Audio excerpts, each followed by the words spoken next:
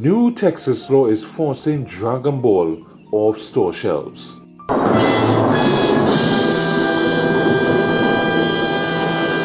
That's what anime news sites want you to believe what happened, but I'm here to tell you right now, they lied to you. Lie again. Lie.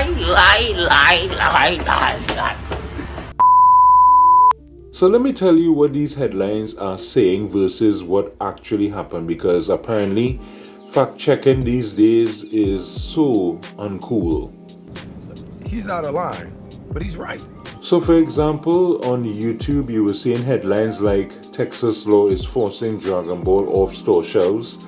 On Reddit, Dragon Ball and more pulled from shelves amid Texas censorship bill. Even Screen Rant had this title, New Texas Law is Forcing Dragon Ball off store shelves. It seems like persons are being like Kakashi from Naruto and copying each other when covering this particular news story. So what really happened? Well, one comic shop manager got a little weak in the knees after reading social media posts about that new Texas law, SB 20, and decided to remove some manga off his shelves for himself. The law didn't tell him to do absolutely anything. We have been hoodwinked, bamboozled, led astray, run amok, and flat out deceived. So the question is, how did one guy's personal decision become the headline, Texas bans anime?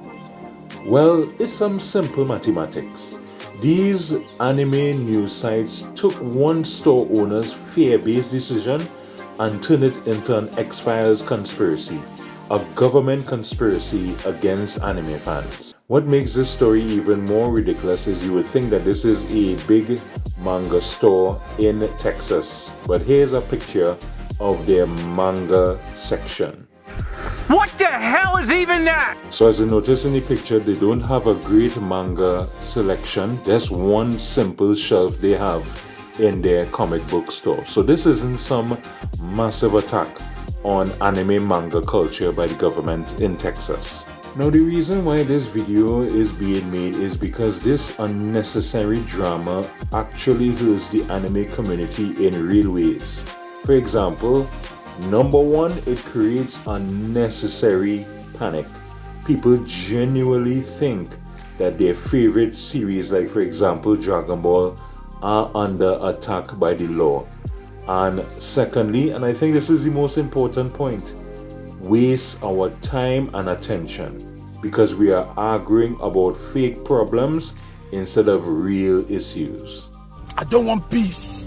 I want problems, always. When fans see on the internet the headline Dragon Ball banned in Texas, sadly there are some who don't dig a little bit deeper.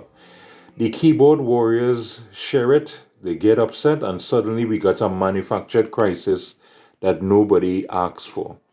The real victims here and the store owner who got some free publicity for his store is actually the manga community who actually care about real censorship issues but now have to navigate through fake controversies to find out what is real news and what is fake news.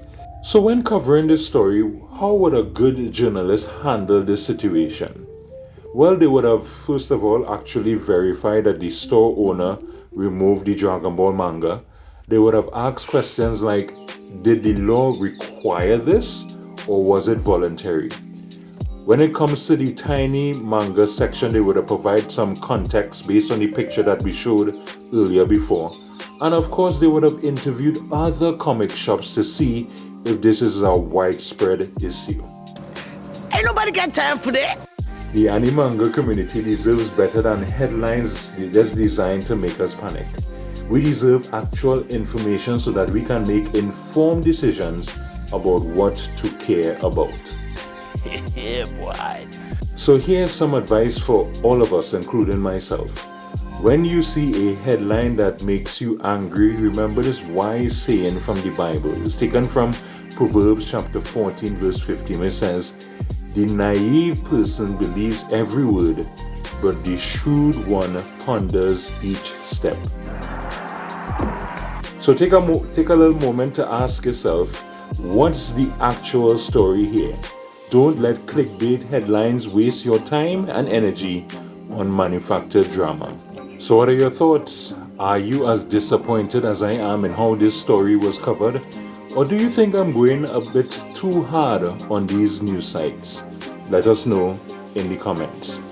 But wait, there's more.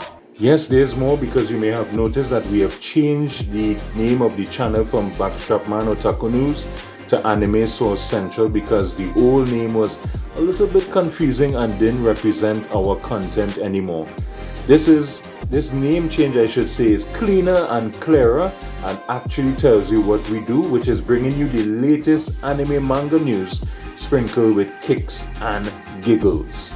And of course, popping up on your screen right now is what YouTube is recommend that you watch next, that you will enjoy. But in order for that video to play for you, you have to click on that red shiny button called the subscribe button. So thanks so much for watching, and that's it. I won.